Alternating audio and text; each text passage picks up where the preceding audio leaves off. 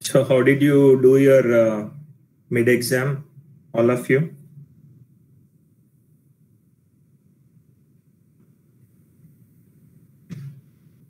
Was it easy or was it tough? Good. Okay. Were you able to understand the questions, Ma?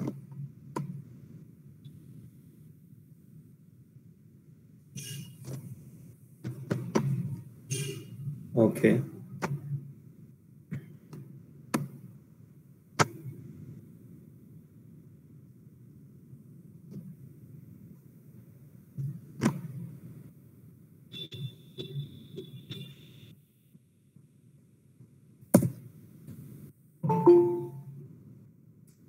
We'll wait for 2 more minutes and then we'll go with the class.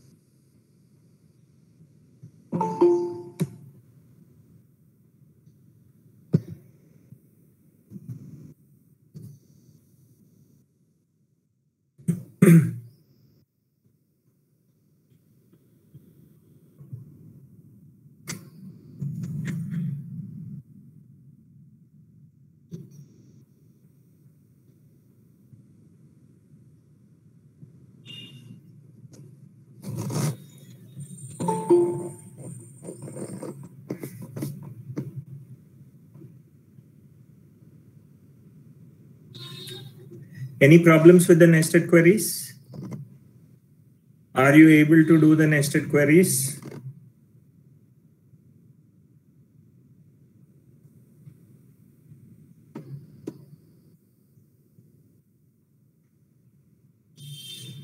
The different keywords that you are using with nested queries, Ma?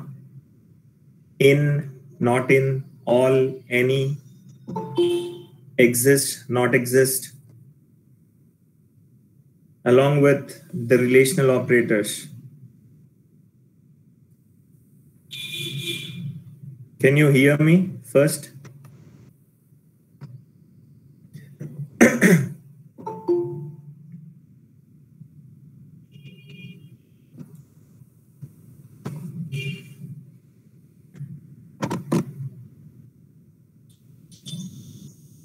Okay, do you have any problems with nested queries, Ma? Are you able to do?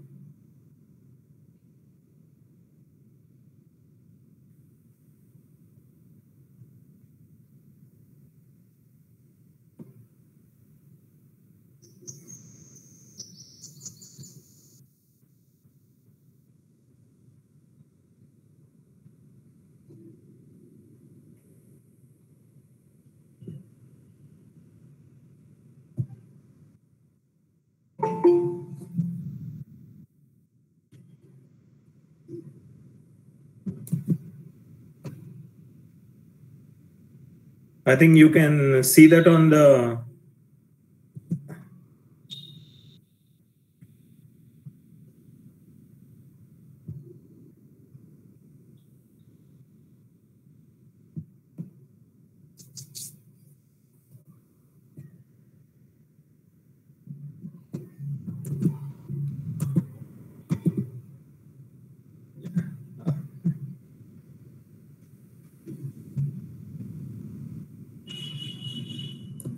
Can you see, Amma?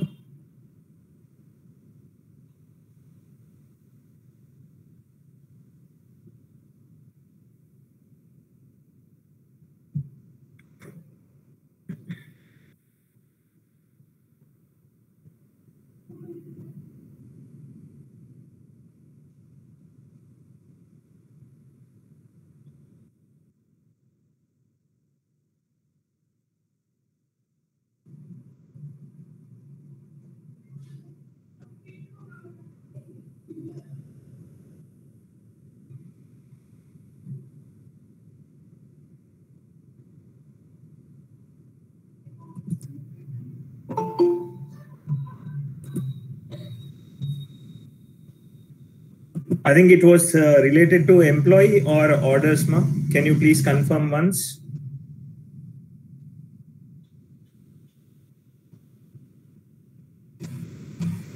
Sailors.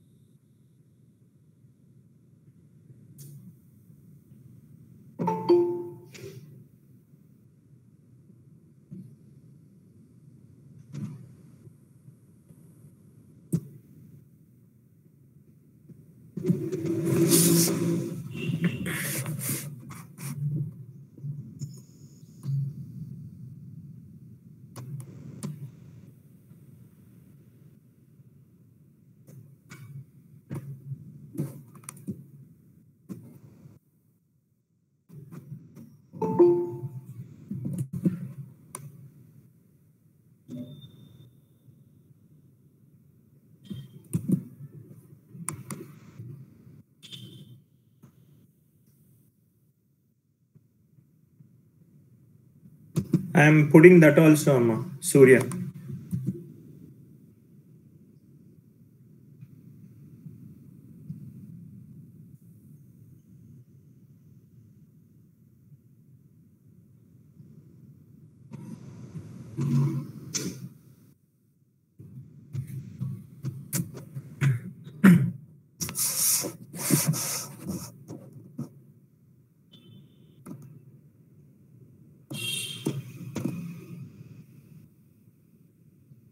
Write a query to display the second highest salary from employee table.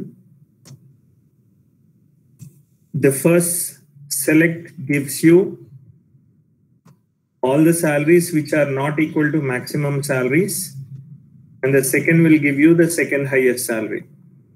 This query gives you the second highest salary.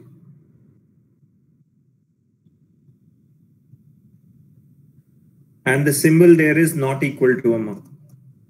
The less than and greater than symbol is not equal to symbol.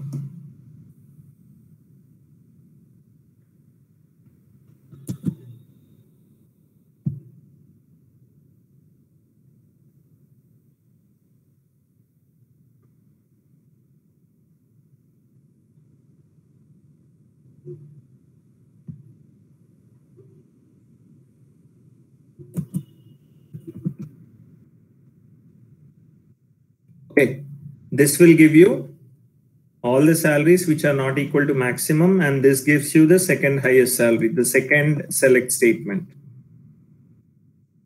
And these were the other questions I have asked you. Write a query to display the EMP name with second highest salary from employee table. So I'm just asking you to display the name of the employee. It's a continuation for the previous query.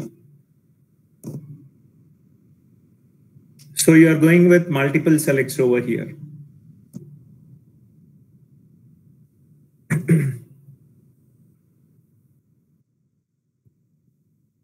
This is a query. Select ename from employee where salary is equal to the previous query, whatever you have written, where you are selecting the second highest salary. Is it clear, Ma? Are you able to understand?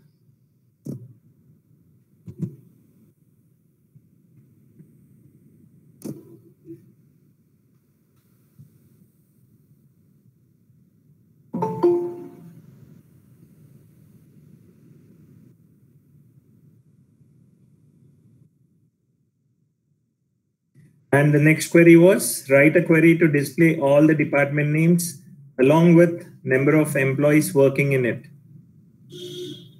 So here we have to use something called as group by, and then you have to use the concept of aggregate operators, which I've already covered for you.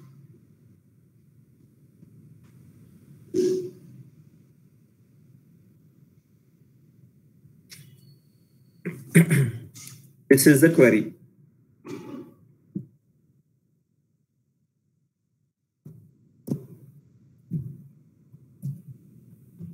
And the next one, write a query to display all the department names where the number of employees are less than 2.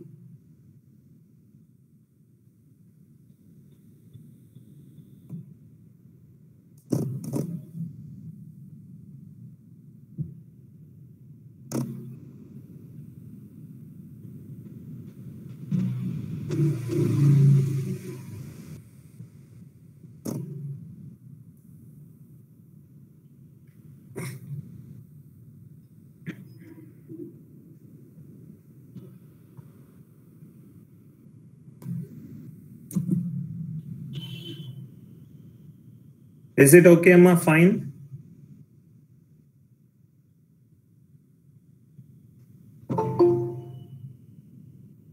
All of you?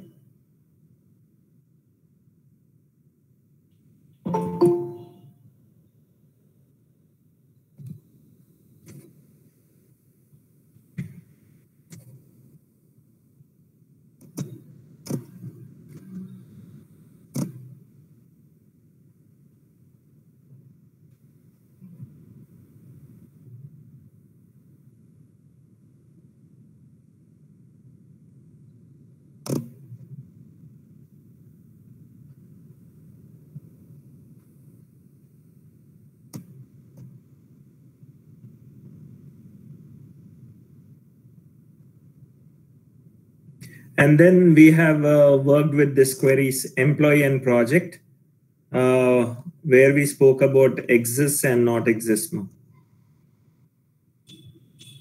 Okay, exist, not exist, all that stuff. I think we are done by.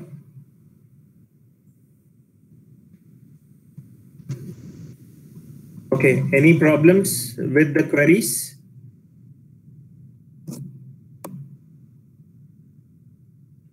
Please respond.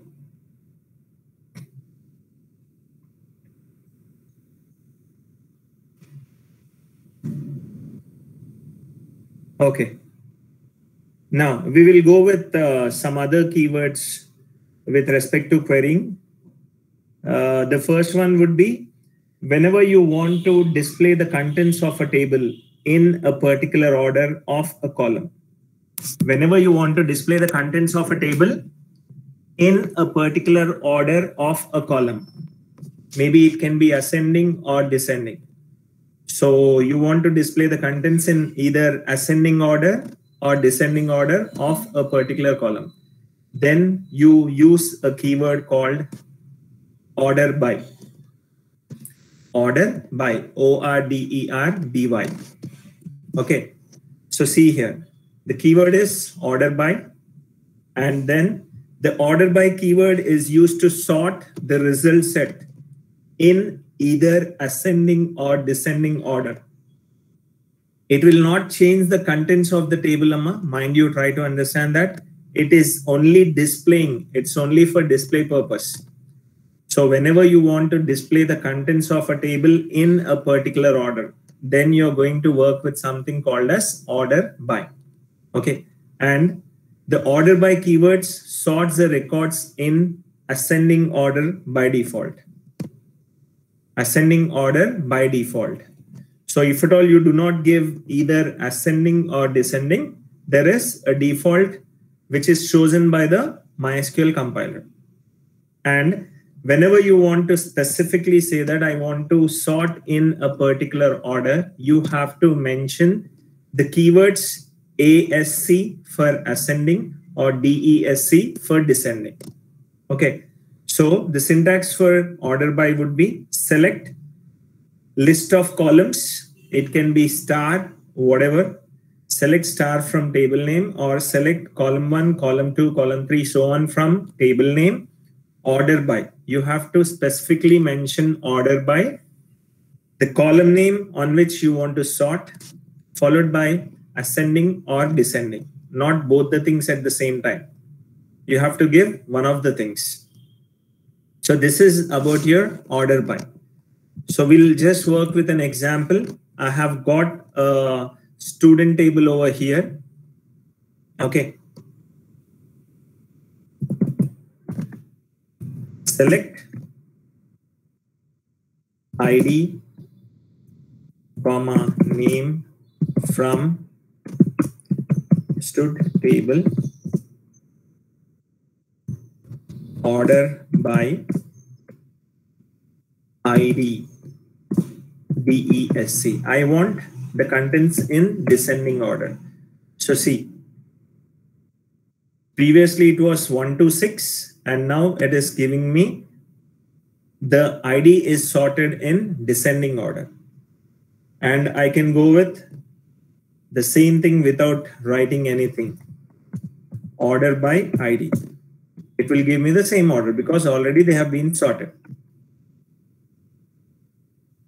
Default is ascending. If at all I write ASC over here, it would be the same thing. 1 to 6. Okay, this is something with respect to your sorting of the contents of a table based on a column in either ascending or descending order. And you have to just remember the keyword, that's it. Not going to write any logic over there. You have to just work with the keyword. Okay. And after that, if at all you forget the keyword ascending or descending order, also it does not throw any error because by default, it would be treated as ascending. Okay. So this is about your order by keyword. And then in the customer, I think customer table, whatever I've given you, the example, we have used something called as group by. I hope you have seen that group by. Okay. The group by statement groups rows that have the same values into a summary of rows. The group by statement groups rows that have the same values into a summary of rows. So whenever you are interested in grouping certain values of a table, and maybe you are interested in finding the aggregate operators with respect to that, then you're going to work with the concept of group by statement. Then you're going to work with the concept of group by statement. Okay. Now, the group by statement is often used with aggregate functions. So we have worked with all the 5 aggregate functions. Now what we are trying to do is we are trying to use the group by in association with count, max, min, sum, and average to group the result set by one or more columns. Okay.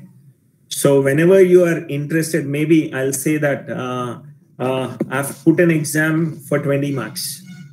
Now I want to find the list of students who got 20, who got 18, who got 19. So what is the count of students who have got 20 marks, who have got 19, who have got 18?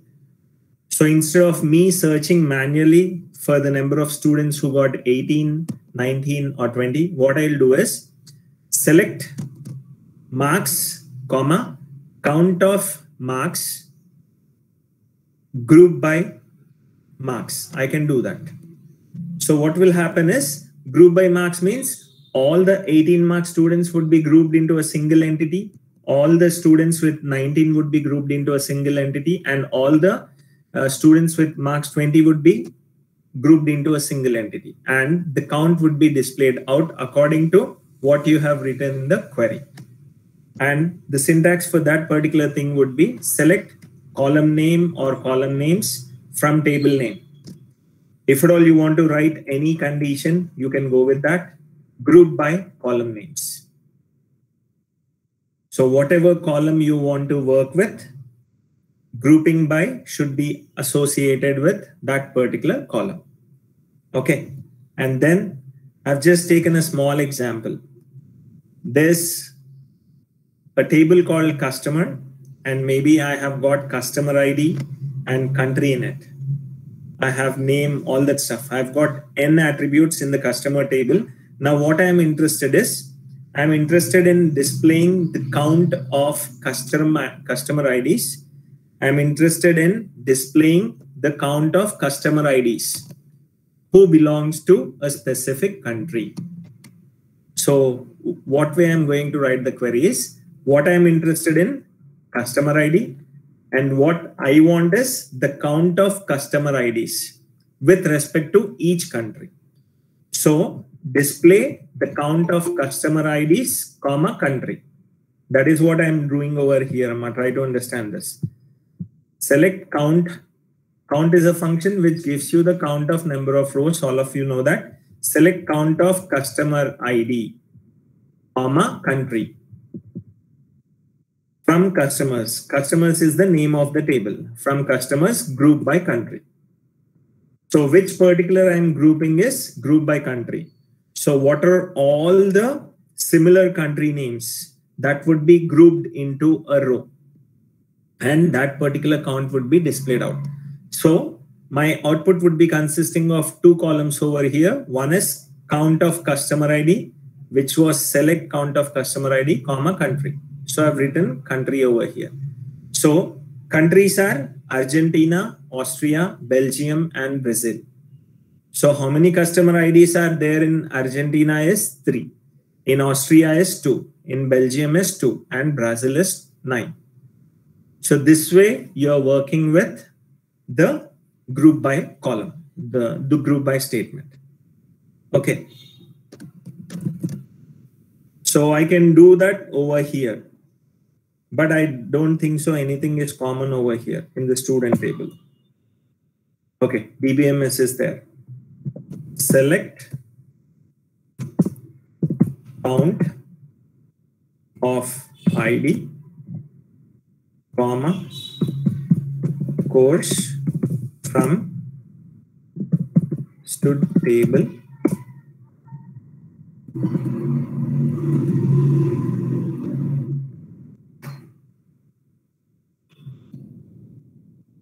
Stud table group by course. So see, ADA, there are 2 IDs. DBMS, there are 2 IDs. And OS, there are 2 IDs. Now, if at all I go with name. So what I'll do, select count of ID. Whenever you're using group by Amma, there should be an associated what aggregate operator usually. Okay. So select name from student table group by name. Now here I've got 5 rows. In the previous case, it was 3 rows because there I had 3 courses. Now here name by Mansi is given to 2 student IDs. So count of Mansi is 2 and other things is 1, 1, 1, 1. Kevin, Megha, Rekha and Rohan are all counts 1 apart from Mansi. So this is a briefing about your order by and group by. Is it clear, Ma? Any problems with this? Order by and group by. Any problem, Ma?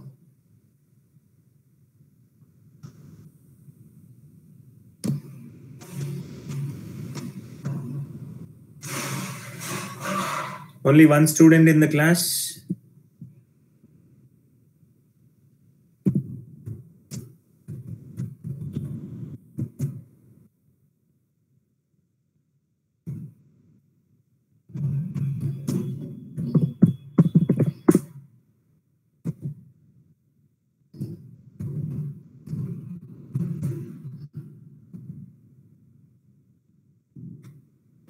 Okay. So this is about all the different kinds of keywords and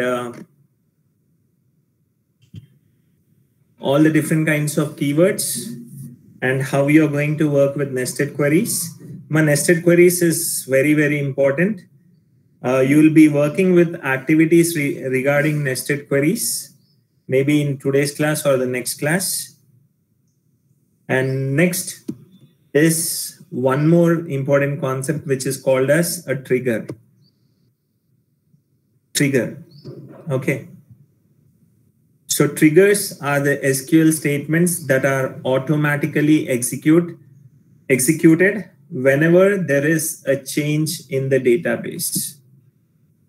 So try to understand what a trigger is, why we are using a trigger, how we are going to work with a trigger. So this would be a bit confusing. It is kind of writing certain logic. So you are going to work with certain logic, and this is usually used to check the integrity of the data. Okay, so you have worked with integrity constraints over relations. If you remember, there was something called as not null, check, domain constraints, key constraints, all that stuff you have already completed. Now we are going to work with a bit more complex thing, which is called as a trigger. Okay, so in order to go with a simple definition of a trigger, you can say that a trigger is a set of SQL statements. A trigger is a set of SQL statements which is executed or fired. So a trigger is executed or fired whenever an event associated with the table occurs. So whenever you say that an event has occurred with respect to a table, if at all that table is having a trigger, then that trigger would be automatically fired. You're not going to explicitly call that, rather it would be automatically fired. And a trigger provides an alternative way to check the integrity of data. That is what I've clearly told you. A trigger provides an alternative way to check the integrity of the data that is present in the table. Okay, integrity of the data that is present in the table. Now, try to understand the syntax first, then I'll try to explain each one of the statements in the syntax. Okay, and whenever you are trying to say that there is any change in the database, that would be caused with respect to your insert, your update, or delete. So insert would be adding new tuples into the table. Update would be updating the existing tuples in the table, and delete would be removing the tuples from the table based on certain conditions. Okay. Now, try to see the syntax. Whenever you want to create a trigger, you have to work with the keyword create, whether it is a procedure, whether it is a view, whether it's a table or a database, you have to use the concept of a create. So create, what you're going to create is a trigger. So create trigger, trigger name. So this is the first statement, create trigger, trigger name. So you have to give a valid trigger name while you're creating a trigger. Then this is the time, before or after. Just try to understand the syntax over here. Don't worry about anything now. You will understand that in the next 2 minutes. Okay, so before or after. So you're going to work with only one keyword over there. It's either before or after, insert, update, or delete. Not going to combine all the three. So before insert, you can say, after insert, or before update, or after update, before delete, or after delete. On table name. On table name for each row. Then you're going to work with the trigger body. Then you're going to work with the trigger body. Okay. then you are going to work with the trigger body. The same thing I'll tell you in a elaborated way. See, here, create, trigger, trigger name. Emma, can you see this notes, ma? All of you? Can you see the notes? Okay. So create, trigger, trigger name. This is trigger time. Okay. So just try to understand the difference. I'm trying to make it simple for you. This syntax, I'm trying to make it simple for you. Create, trigger, trigger name, followed by trigger time. So trigger time is before or after a particular event has occurred. Before or after a particular event has occurred, followed by trigger event. So create, trigger, trigger name, trigger time, trigger event, which is nothing but insert, delete, or update on table name. This is compulsory.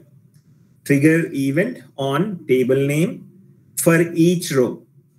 For each row, begin the procedure or begin the logic what you want to write. And once you're done with the logic, you have to end it with a keyword called end. So begin, write the logic of the trigger, followed by end. I hope the syntax is clear. So trigger time is before or after a particular event has occurred. Trigger event is all the three events which you're going to work with. One is insert, the other one is delete, the other one is update. On table name is the name of the table on which you're going to work with the trigger. And this trigger should apply on each row of the table.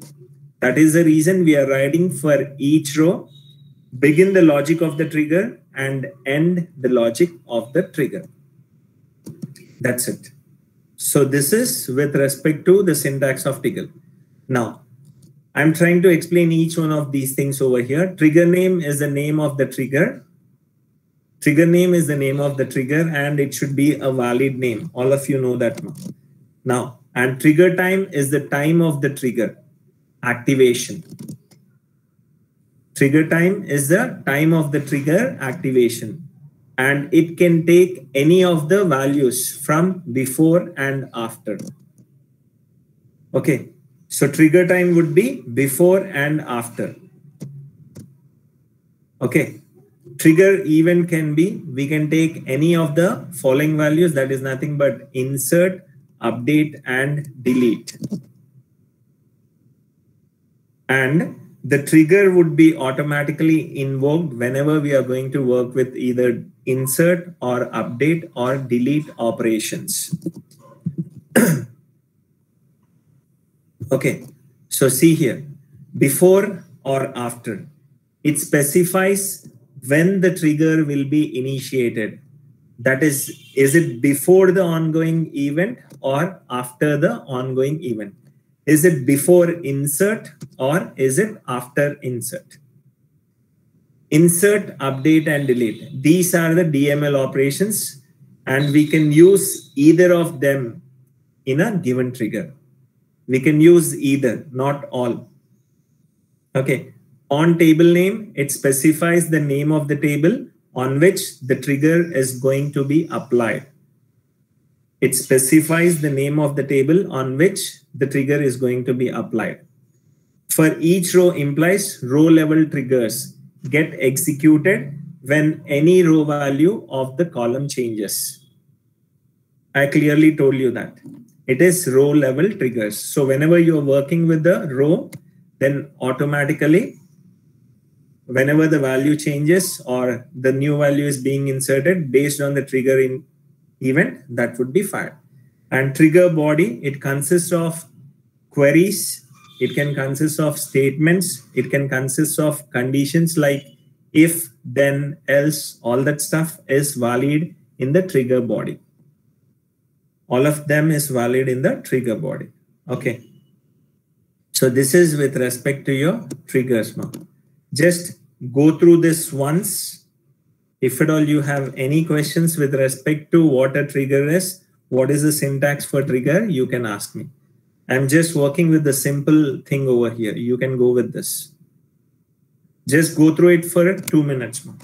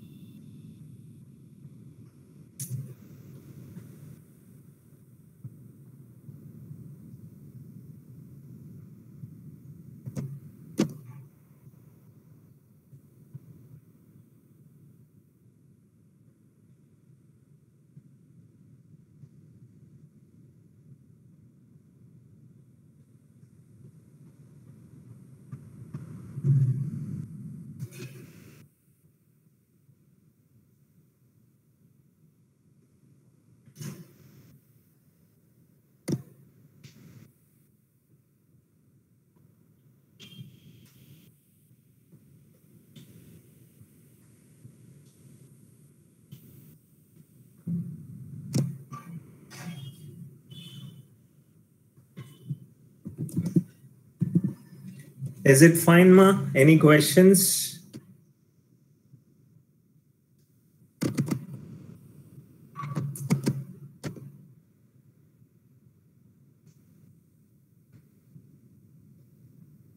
All of you? Any problems with what a trigger is? How do you work with? Yeah, I will do that, Anil. Don't worry. I'll give you an example.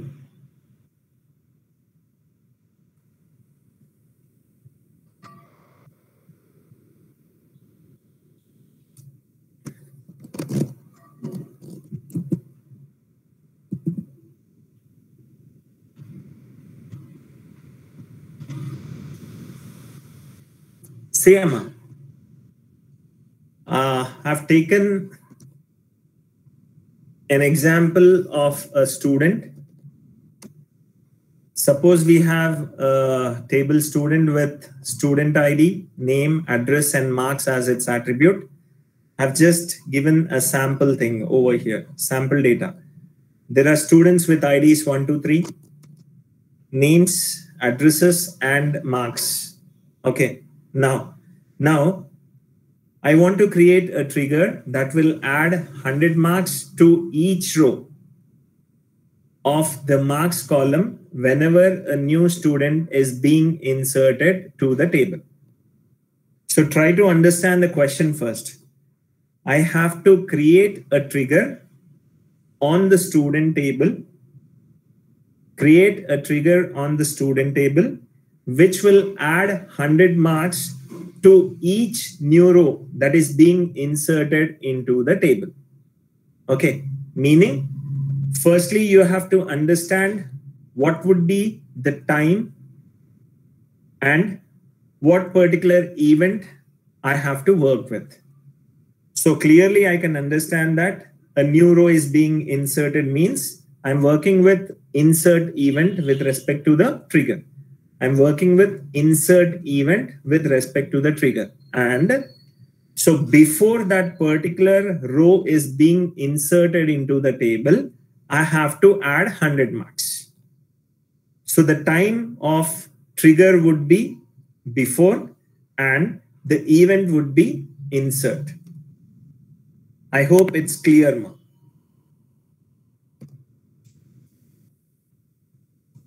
Now see,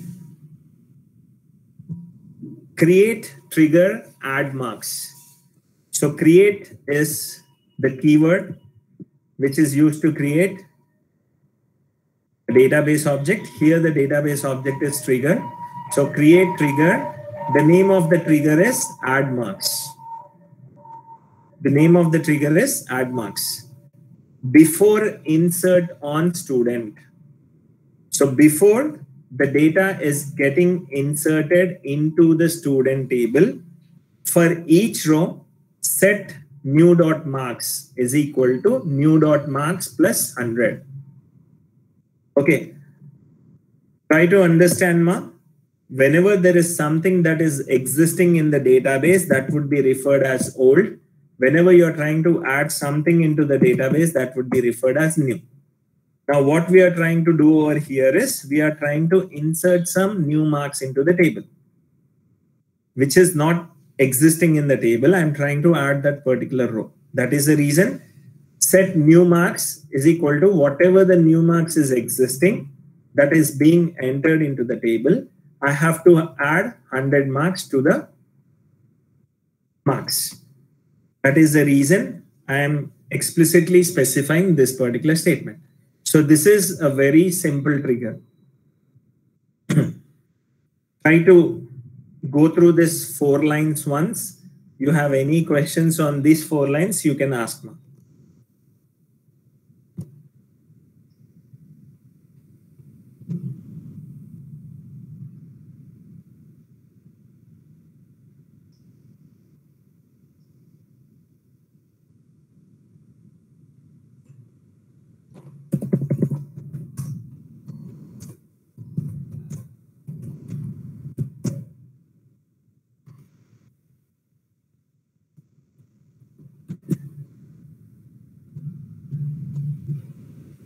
Is it okay?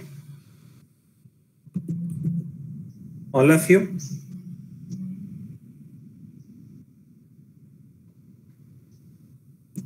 Okay.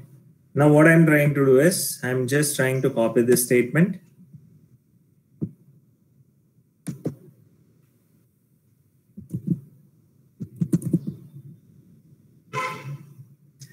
See, I've already created the table for you. Select star from student. Whatever the data is present over there, the same data I've written.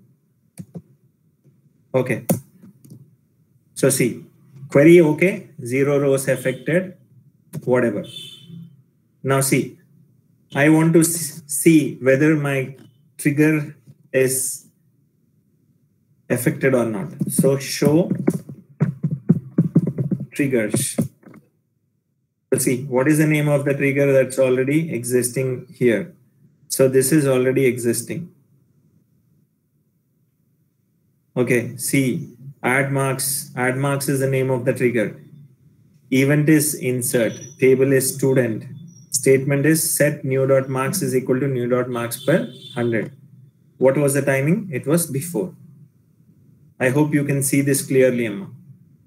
Trigger is add marks, event is insert, table is student, statement is whatever the statements have written, timing is before, right? Select star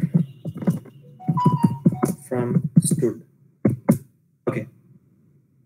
Now see. Now what I'm trying to do is insert into stud values. ID is 5.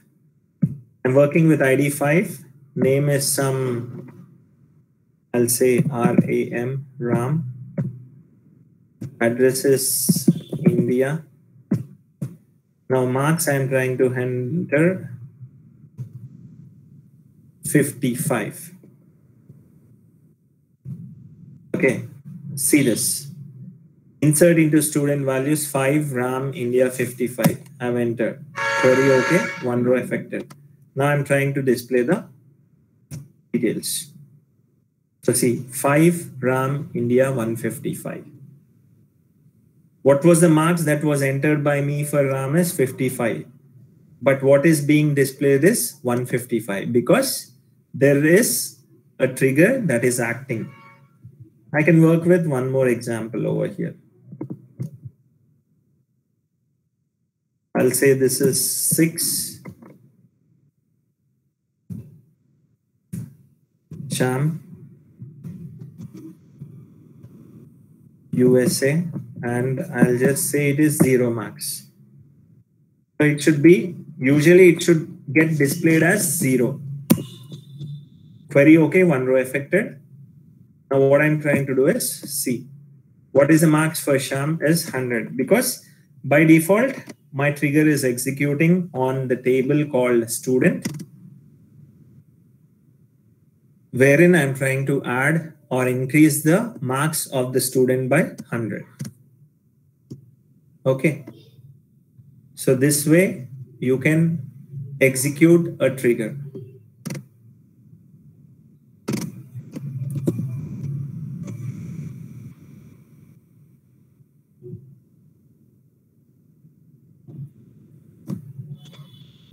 So just see that now we want to create a trigger that will add 100 marks to each new row of the marks column whenever a new student is inserted to the table. That's it.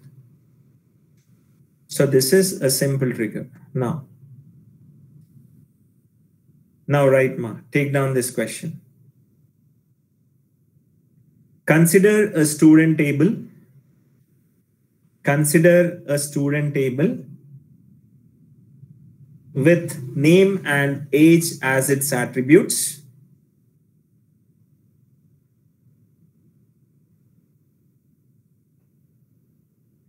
Consider a student table with name and age as its attributes. Create a trigger before insert on student. Create a trigger before insert on student to check the value of age. To check the value of age. If the age entered is less than 0, if the age entered is less than 0, make it as 0. Try to write the trigger process for this particular question. I'm giving you 2 to 3 minutes for this. Please try to write this.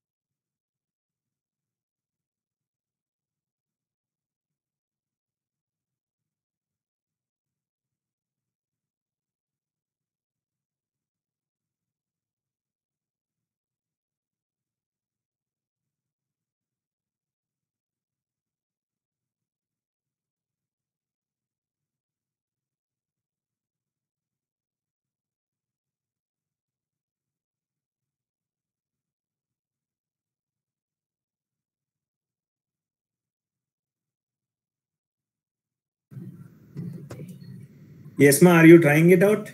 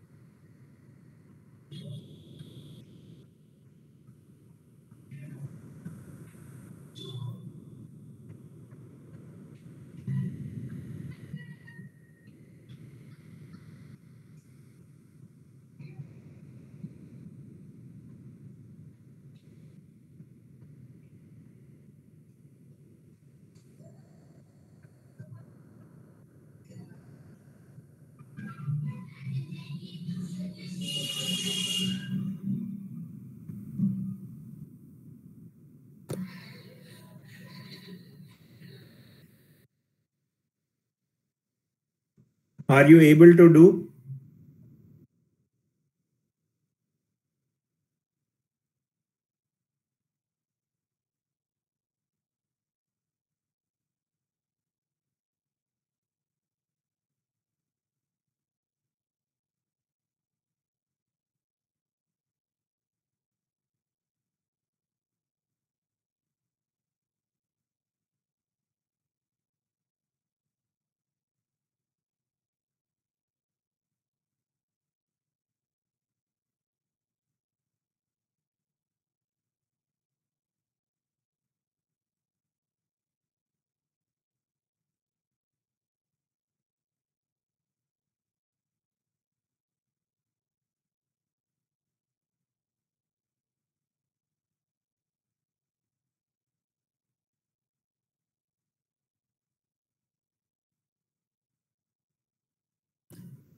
What is age over there, ma? 68, roll number 68. Is age the name of the trigger or name of the column?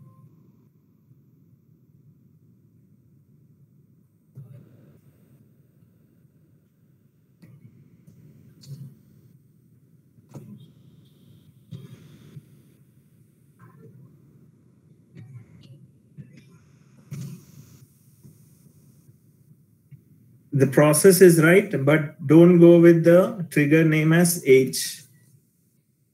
Roll number 68.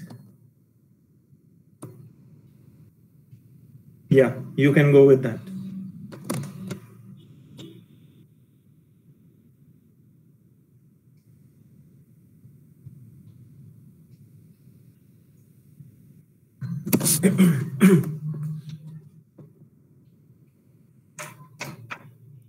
What about others, ma? You're getting or you're not getting?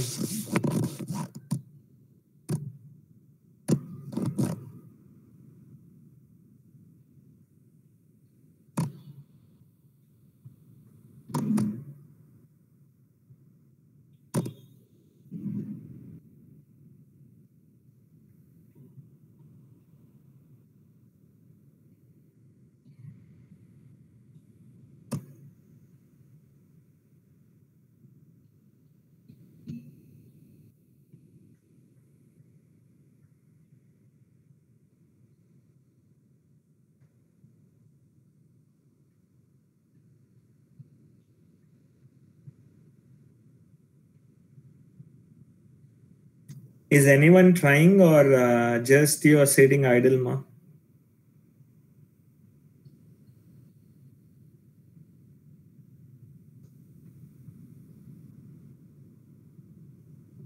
Anil, you're done.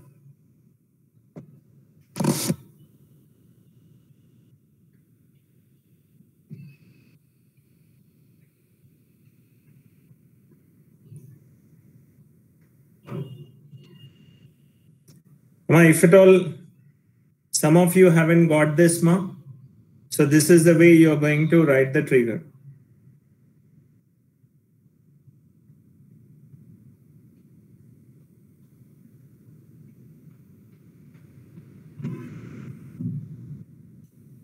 So see, create trigger T1. T1 is the name of the trigger.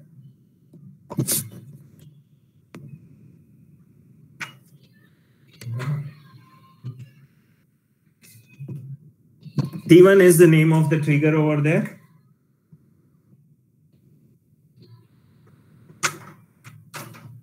Before insert on STD.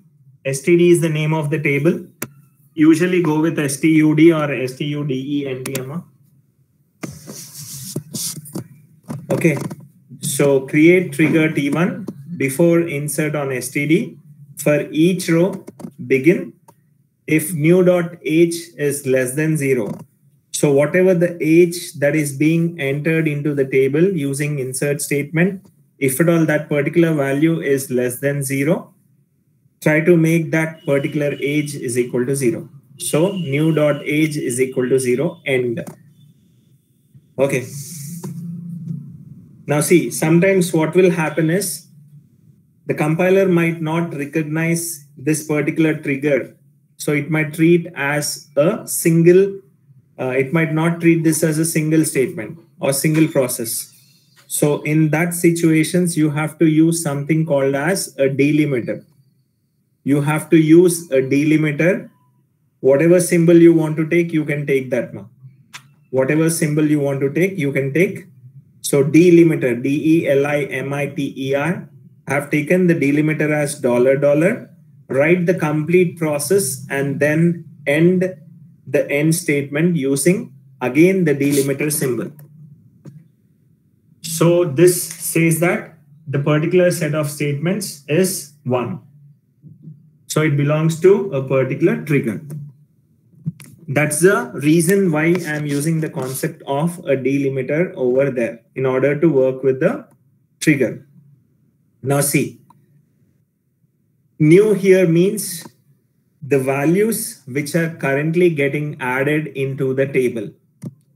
I've already told you that new here means the values which are currently getting added into the table, and it is represented by any w dot attribute name. Any w dot attribute name, and old are the ones that are currently existing in the table, which are represented by old dot attribute name. So whenever you are working with the delete or update statements, then you can work with older version of the values. And whenever you're trying to insert something into the table, you can work with newer versions of the table values rather. Okay. So you are going to work with something called as new dot attribute name and something called as old dot attribute name. New dot attribute name and old dot attribute name. Okay. Now you can also declare variables in a trigger. And in order to declare variables in a trigger, you use the keyword called as declare. We use the keyword declare in order to declare new variables in a trigger, and it takes the following form. So whenever you want to work with declaring variables, declare variable name followed by the data type. So declare variable name followed by the data type. Declare variable name 1 followed by the data type. Okay, and try to understand this after MySQL version 5.7, multiple triggers are supported. Multiple triggers are supported, and you cannot use the same time and the same event. You cannot use the same time and the same event. Okay.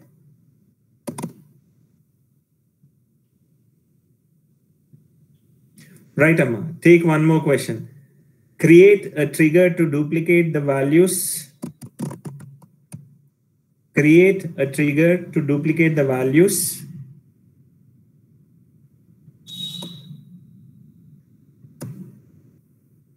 Inserted into one table. Inserted into one table.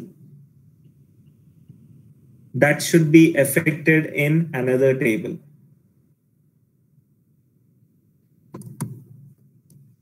Create a trigger to duplicate the values inserted into one table that should be affected in another table.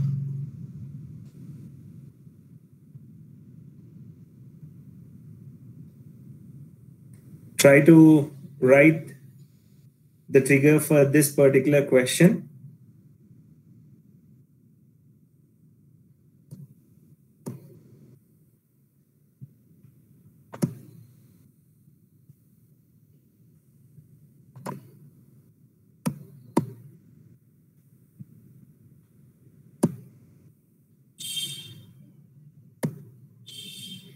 You take a table of your choice, both the tables of your choice, but both the columns should be same.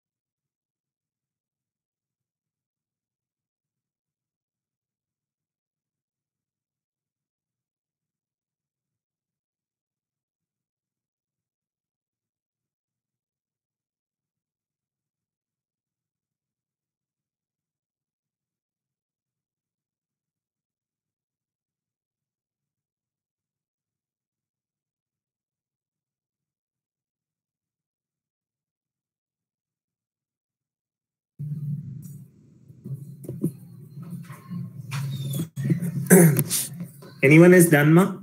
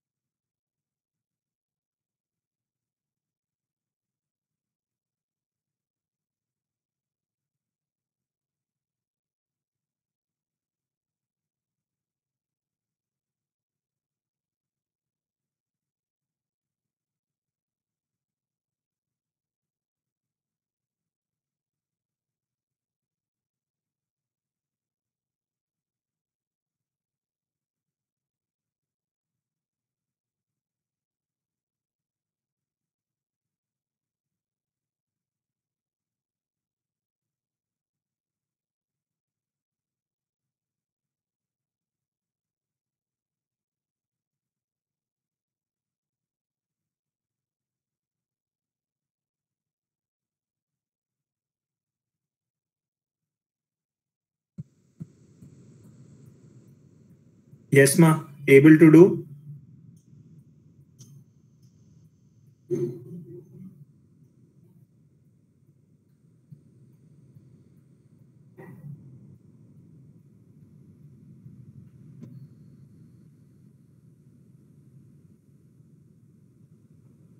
What happened?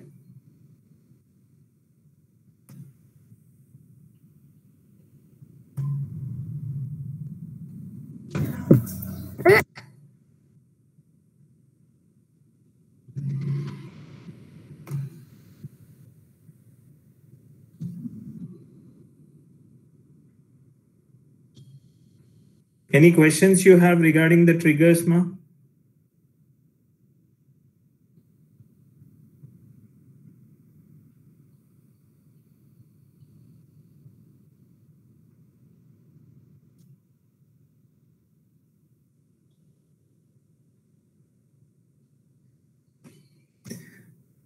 Surya, I did not mention any conditions over there. I just wanted you to duplicate the data in one more table.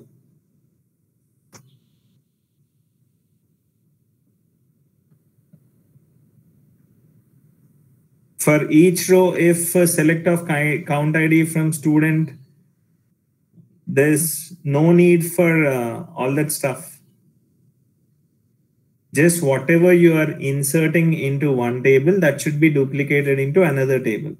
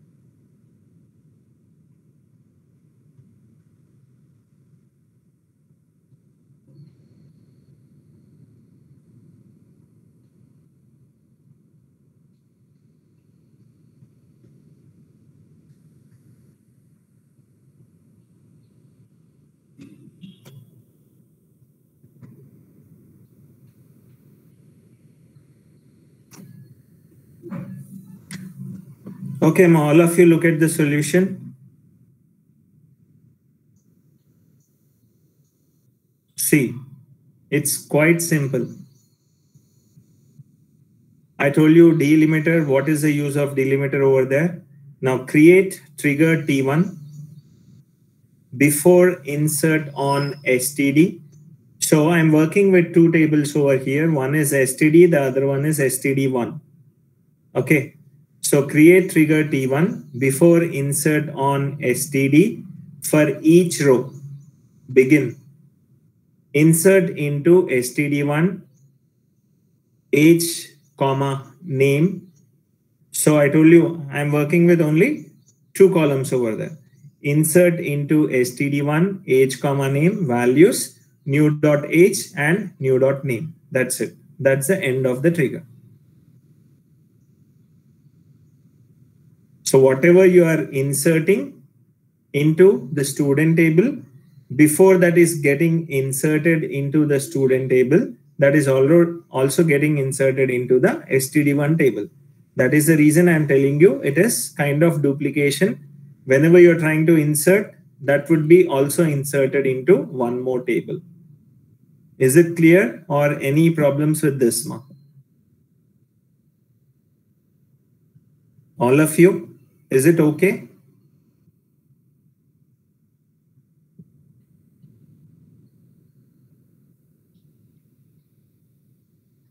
Okay, now any questions from today's class, Ma?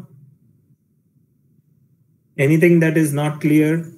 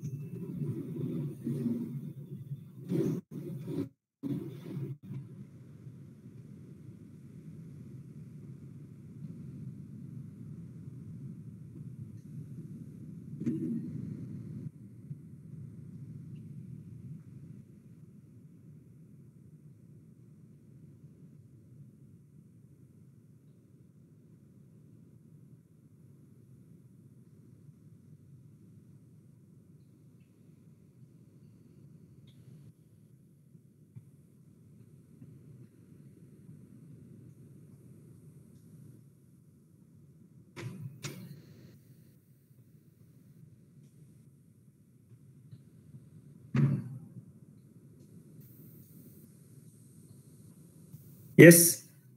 Talking about the nested queries concepts, then order by, group by, example queries on order by and group by, then what a trigger is, how you're going to work with a trigger, what are the different things that have come under trigger, and few examples on triggers. 2 or 3 examples on triggers I've given you. So any of you have any questions on this, you just put it on the chat so that I can see.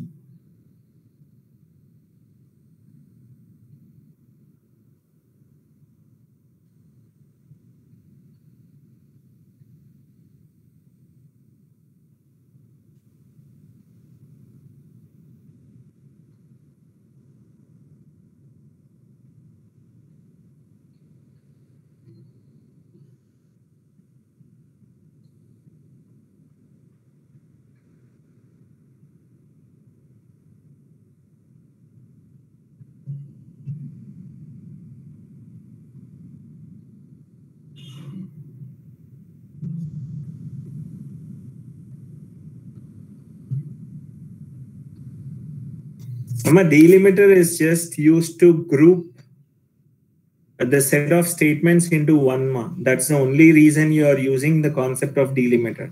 So if you might be working with more than one statement in a trigger, so that belongs to one thing. That is the reason you're working with delimiter. That's it, Anil. Nothing else.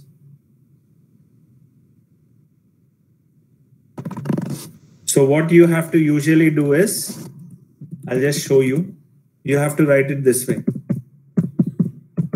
Delimiter, $, followed by, you're going to create a trigger.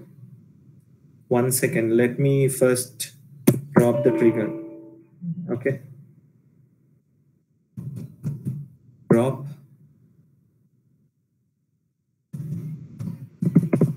trigger,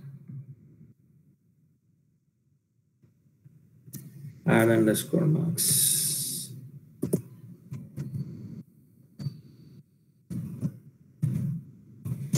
Whatever the trigger I've created, I'm just dropping my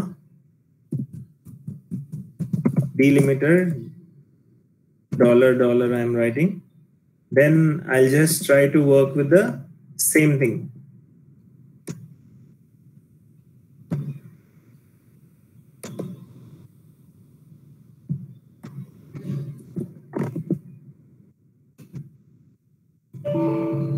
See, this is a problem now. Previously, it got executed.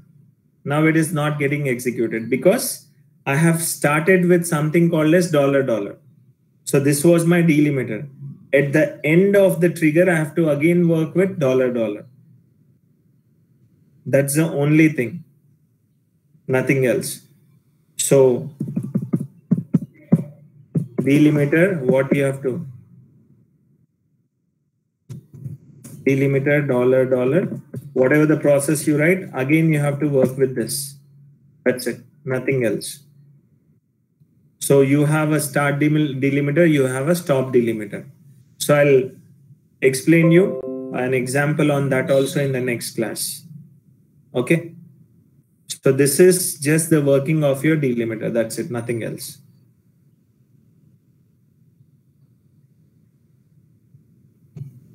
Right, Ma. Now next, I've got few more triggers for you, Amma. I'll give you in the next class as activities. Okay, and the next important topic for you would be the concept of normalization. The concept of normalization. Now, what normalization is? I'll just give you the definition today. It is a systematic approach of decomposing tables. It is a systematic approach of decomposing tables in order to eliminate data redundancies. In order to eliminate data redundancy and undesirable characteristics such as insertion, updation, and deletion anomalies. Insertion, updation, and deletion anomalies. It is a multi-step process that puts data into tabular form and removing duplicate data from the relational tables. So what is normalization is?